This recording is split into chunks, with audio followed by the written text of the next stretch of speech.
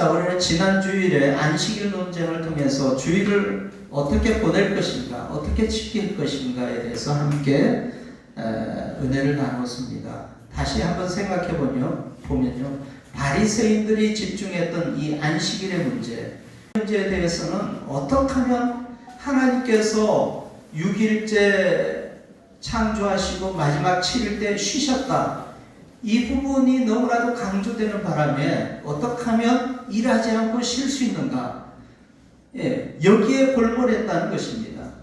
여기에 골몰해서 어떻게 하면 일하지 않을까, 39가지의 금지 항목, 그 항목을 만들어 갖고 하나님의 앞에서 안식일을 어떻게 지킬 것인가, 그 부분에 최선을 다했다, 그렇게 보게 됩니다.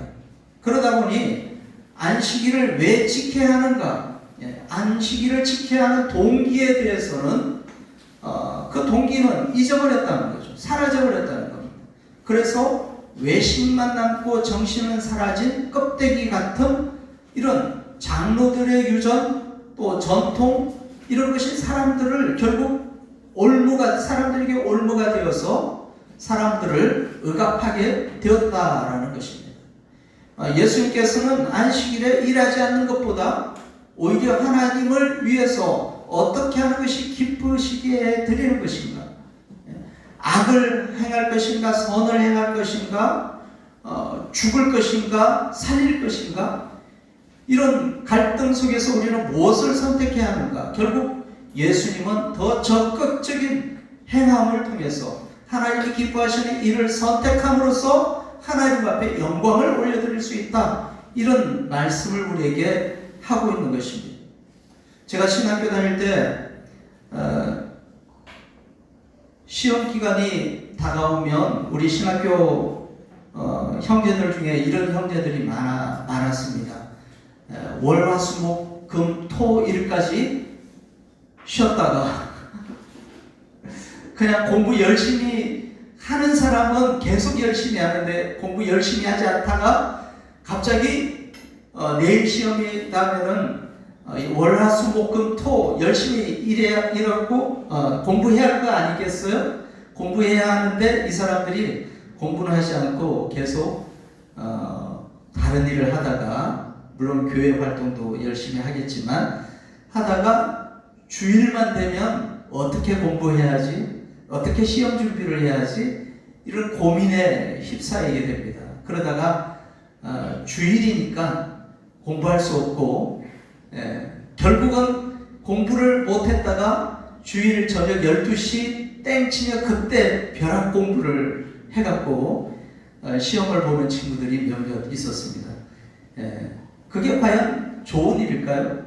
그게 사람들이 주일을 거룩하게 지켜야 한다는 어떤 그 율법적인 일 때문에 결국은 최선을 다하지 못하는 모습을 우리가 보게 되는 것입니다. 자, 안식일이 주일로 변한 지 2000년이 흘렀습니다. 주일을 거룩하게 지키는 것도 중요합니다. 그러나 지키는 것에만 골몰해서는 안 된다는 것이죠. 주일 예배를 통해서 우리의 삶이 회복되고 하나님을 찬송함으로 기쁨과 감사가 우리에게 있는 주일이 되어져야 한다는 것입니다. 또 쉼도 필요하죠. 가족들과 함께 산책을 즐기고 아이들과 추억을 만드는 일도 저는 주일에 거룩하게 하는 일 중에 하나라고 저는 생각합니다. 사람들이 주일만 거룩하게 보내기 위해서 주일을 거룩하게 보내서 막 교회 열심히 일을 해요. 교회 열심히 일을 하다가 결국에는 주일 하루 종일 너무 교회에서 시달리다가 지쳐갖고 너무 힘들다는 얘기를 하는 분들도 간혹 주변에서 봤습니다. 그리고 집에 와서 녹초가 되어서 주일을 거룩하게 보냈다고 자처합니다.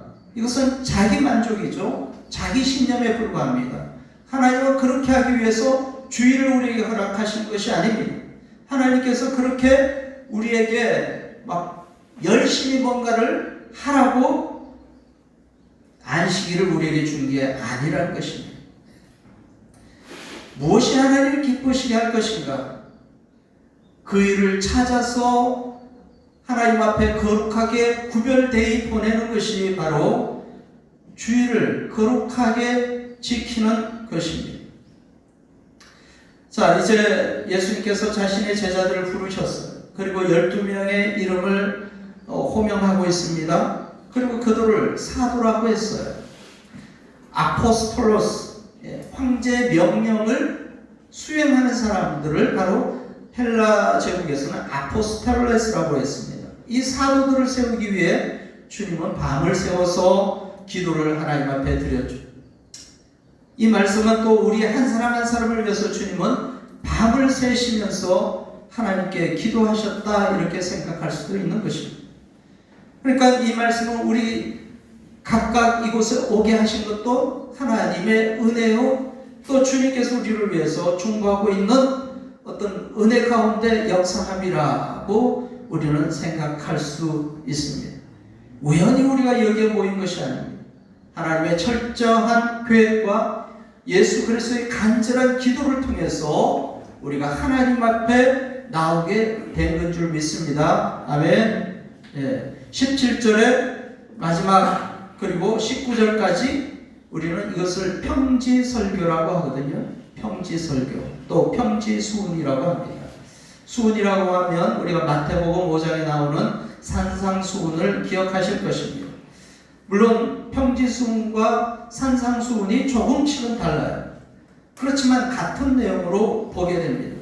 마태복음은 팔복을 쭉 보여줍니다만 누가는요, 6장에 쭉 보면은 20절 이 후반절을 보면은 4개는 복을, 그리고 4개는 저주를 보여주는 조금은 다른 양상을 우리에게 보여주고 있지만 그 내용은 같다라고 이렇게 말씀드릴 수가 있겠습니다. 우리가 마태복음 5장을 말씀드릴 때 팔복을 천국 시민의 헌장이라고 얘기하기도 합니다. 역시나 누가복음 6장에 나와 있는 이 말씀도 천국 헌장이다 이렇게 얘기할 수가 있습니다. 그러나 누가는요, 좀 더 현실적인 것처럼 보여져요. 쉽게 말해서 마태는 심령이 가난한 자 이렇게 얘기했거든요. 기억하시죠? 심령이 가난한 자. 그렇지만 누가는 그냥 가난한 사람은 복이 있다라고 선언하고 있습니다. 이런 것이 좀 더 차이가 있어요. 그러니까 누가는 좀 더 현실적인, 정말 실제적으로 가난함, 그렇지만 이 가난함이라는 것이 물질적인 가난함만 머무는 것인가? 아니면 더 뛰어넘어서 더 많은 영적으로도 가난함을 포괄적으로 드러내고 있습니다. 자, 그래서 20절에서 26절을 여러분이 좀 자세히 읽어보시면 사실은 거기는 없습니다. 사실은 여러분 성경책을 한번 보시면요, 공감하기가 쉽지 않은 내용이 너무 많이 나옵니다. 왜냐하면 세상 사람들은 부자가 복이 있다고 하잖아요. 그리고 우리도 다 부자가 되기를 소망하지 않습니까? 그래야지 복 받는 것으로 생각합니다. 그런데 누가 가난한 사람이 되고자 합니까? 그렇지 않지 않습니까? 그리고 지금 굶주린 사람이 복이 있다고 합니다.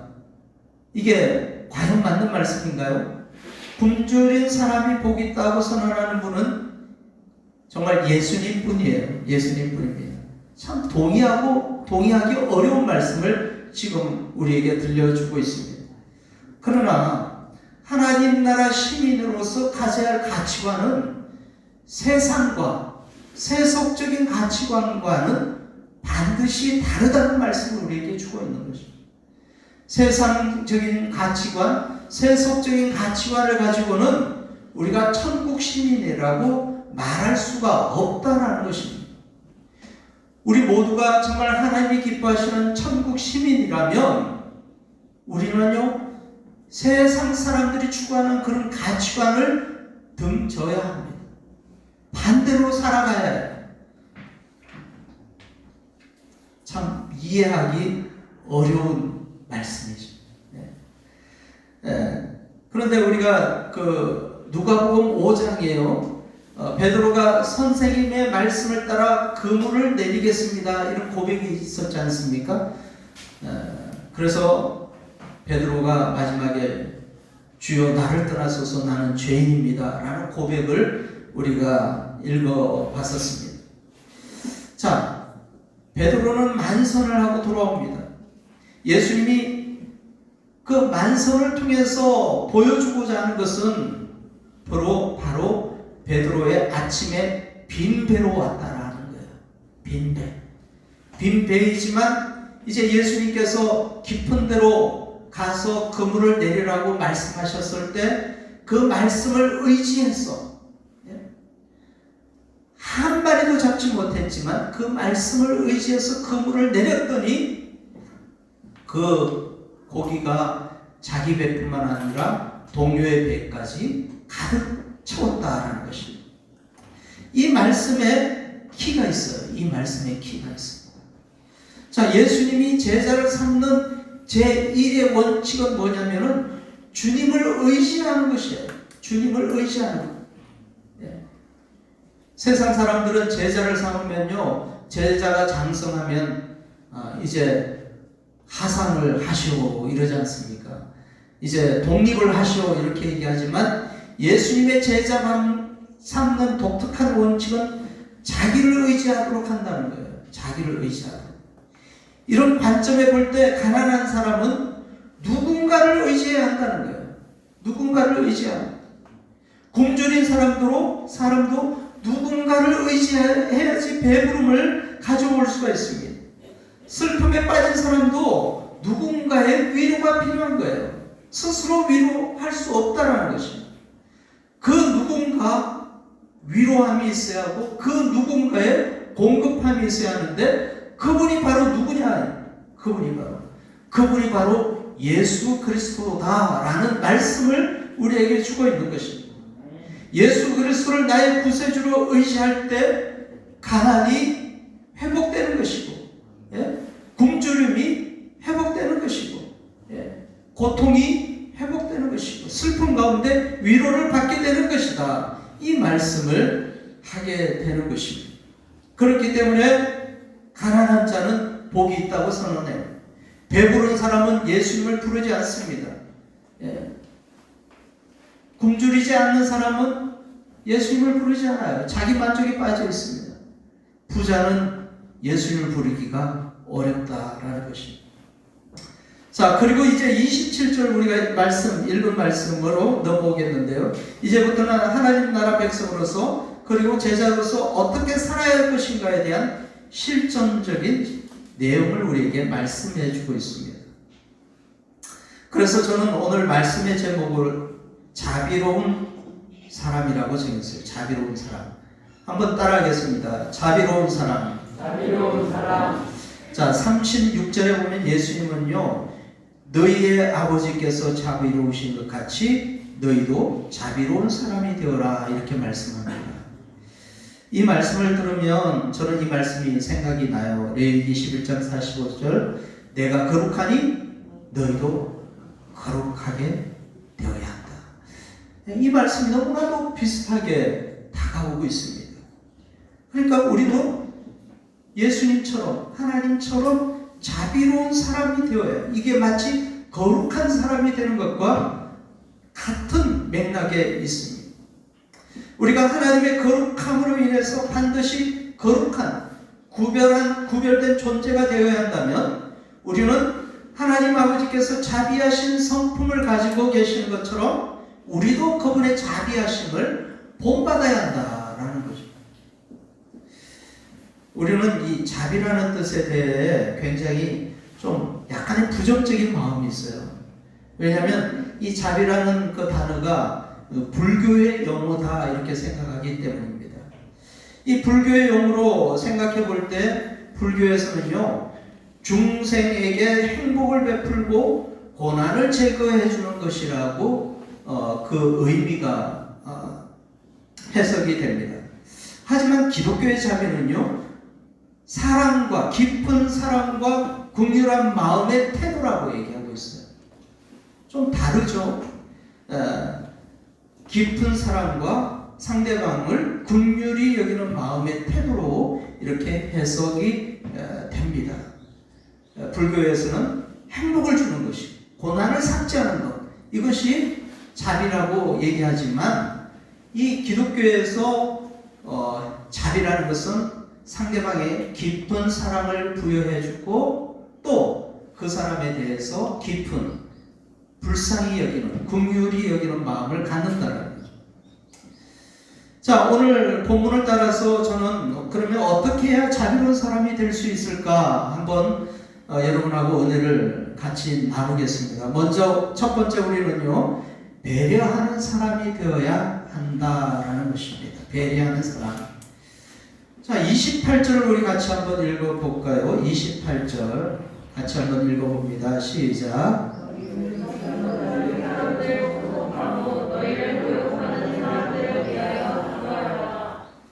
네.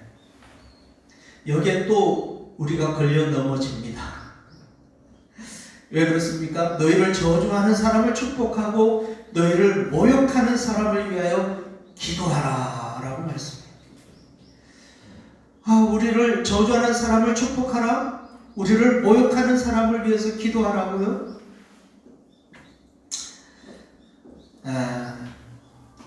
지금도 우리의 마음은 이런 마음들이 있어요.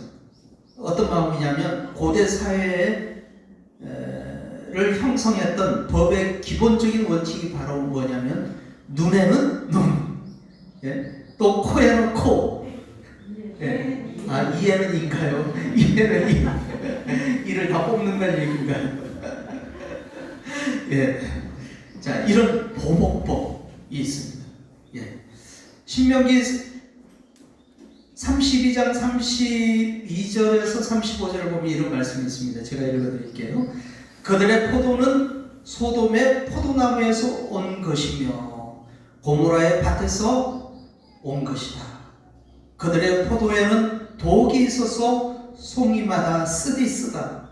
그들의 포도주는 뱀의 독으로 담근 독한 술이요 독사의 독이 가득한 술이다. 자, 축복의 말 같습니까? 저주의 말 같습니까? 저주의 말 같죠. 신명기에도 눈에는 눈, 이에는 이, 그런 법의 기본이 깔려 있습니다. 소돔 땅, 고모라 땅 멸망받을 땅이에요. 그런데 거기에 있는 포도 같다라는, 이게 정말 무서운 거예요. 예?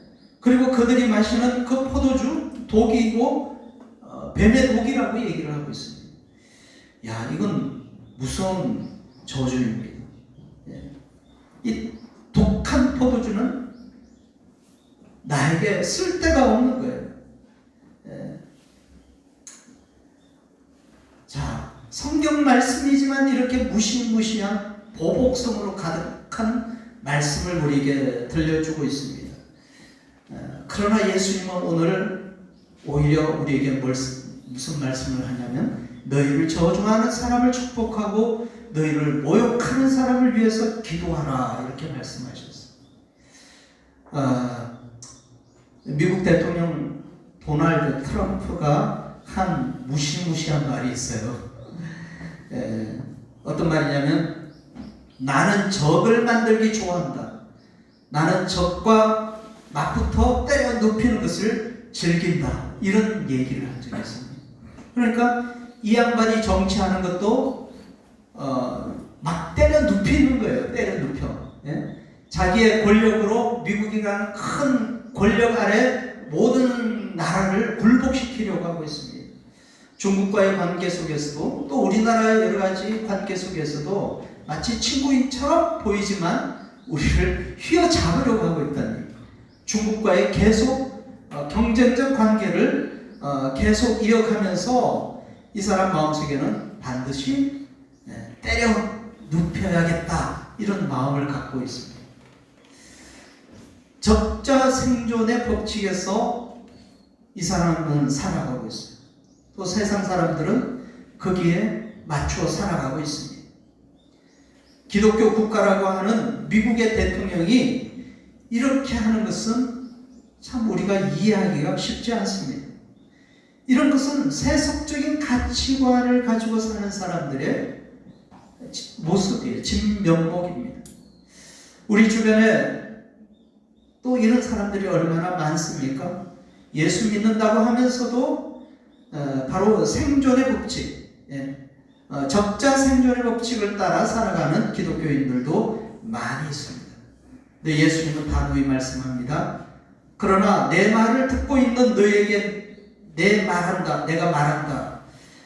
내 말을 듣고 있는 누구냐면 바로 예수님의 제자예요. 더 깊이 듣고 있는 예수님의 제자입니다. 오늘 우리에게 말씀하고 있는 것이에요. 우리에게 말씀하시는데 너희들은 그렇게 살아서는 안 된다라고 말씀하고 있어요. 안 된다. 그런 사람들은 어리석은 사람들이라고 말씀하고 있어요. 너희의 원수를 사랑하고 미워하는 사람에게 잘 대해 주어라. 이런 말씀을 읽으면 사실 은혜 받기가 쉽지 않습니다. 할 수 있는 말씀을 하셔야죠. 예수님, 우리가 지킬 수 있는 말씀만 해주세요. 이런 말씀을 하고 싶어요.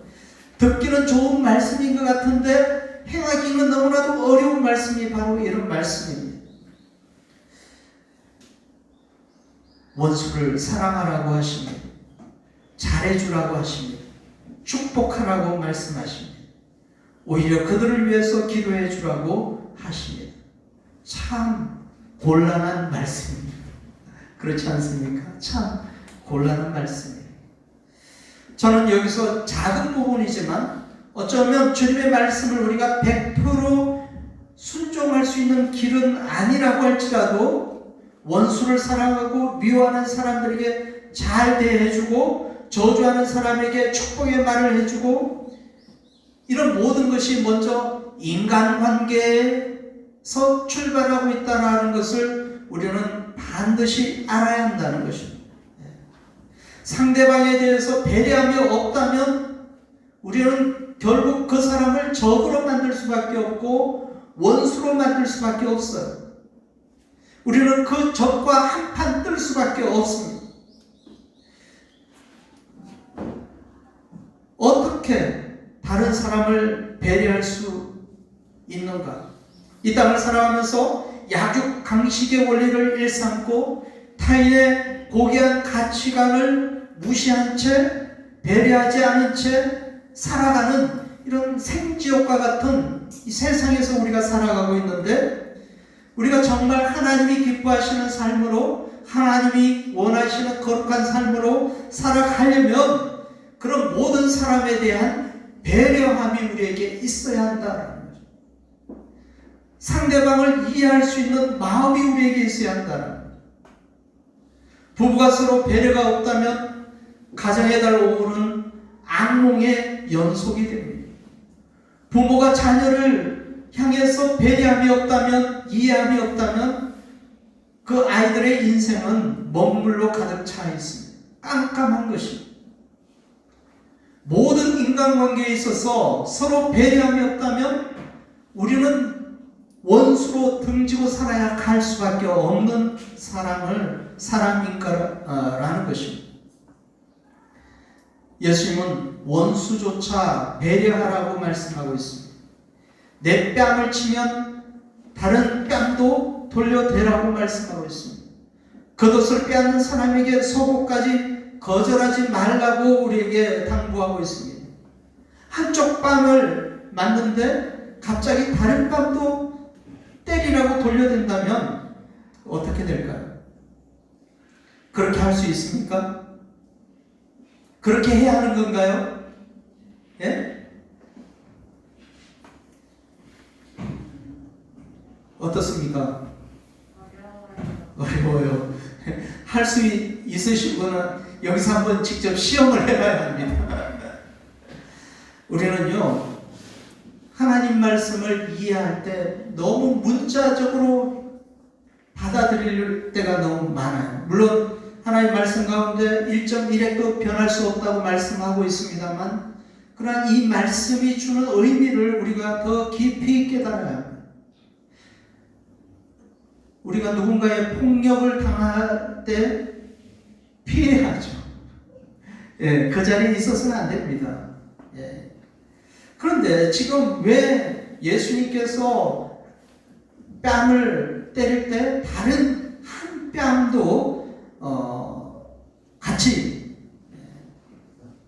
맞을 준비를 하라고 하는 것일까요?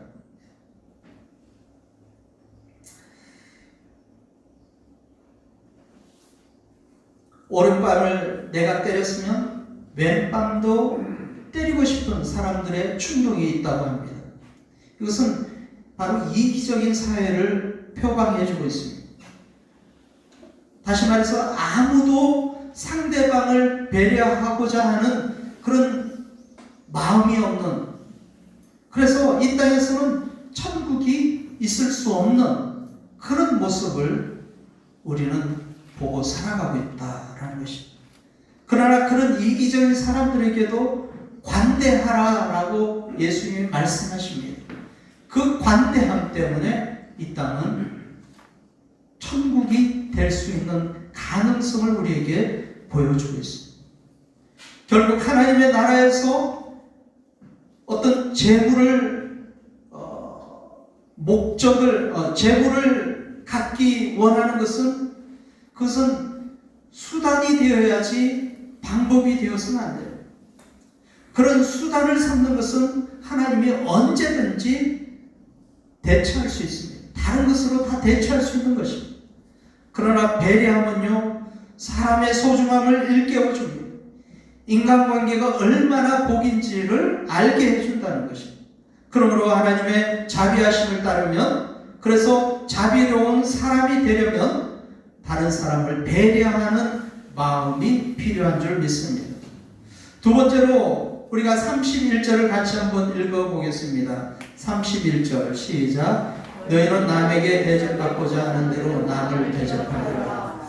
아멘. 남녀노소 할 것 없이 사람들은요, 대접받는 것을 좋아합니다.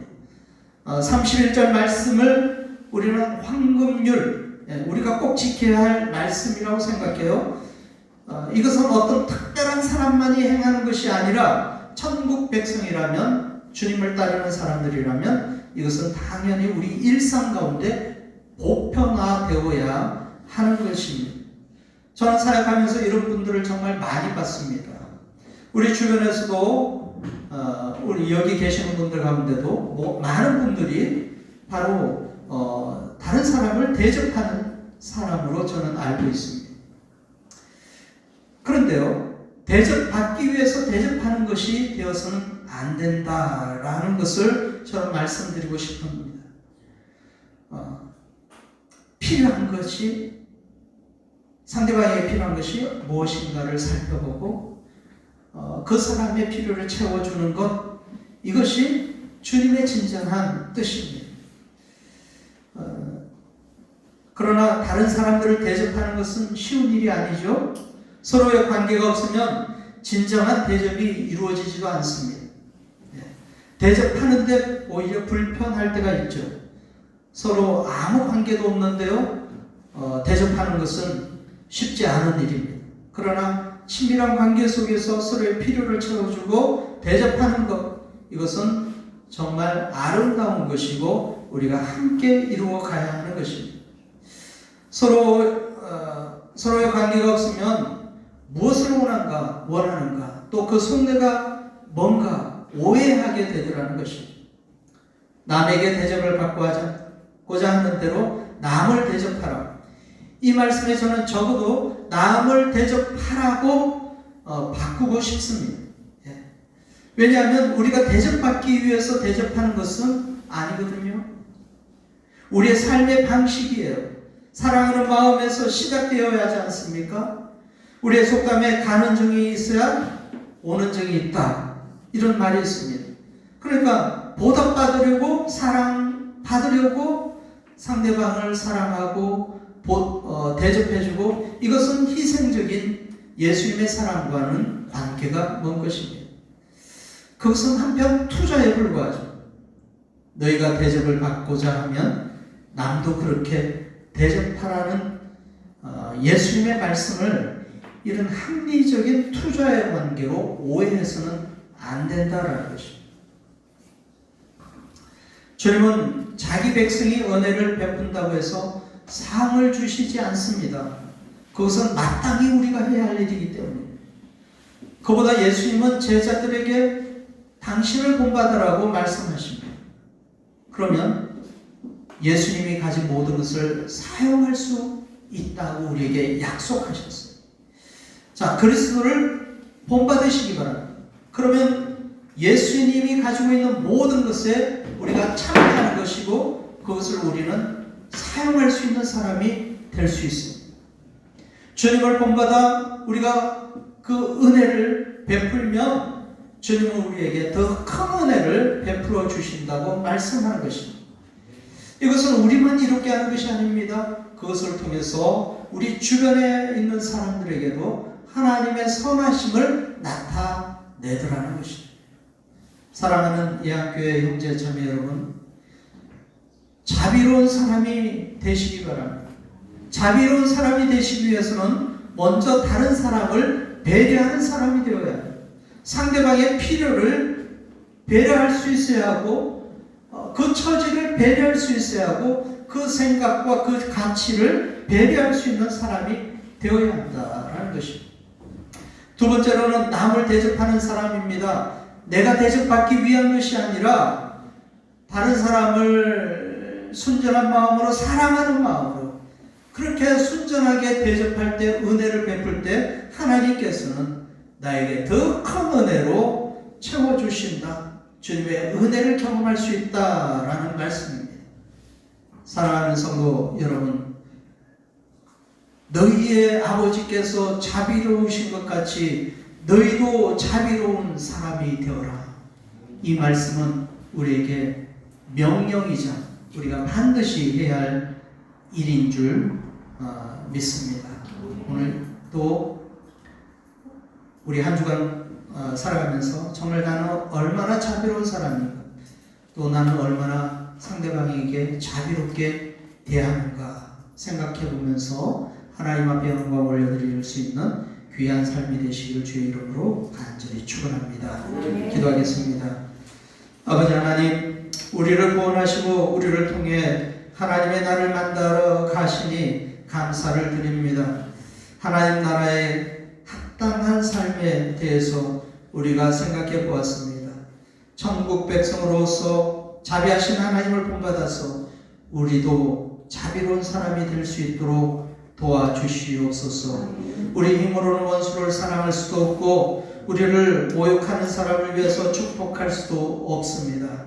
다만 성령의 은혜로 이런 능력을 우리가 공급받게 하여 주옵소서. 우리도 정말 자비로운 사람이 되기를 소망합니다. 예수님의 이름으로 감사하며 기도합니다. 아멘.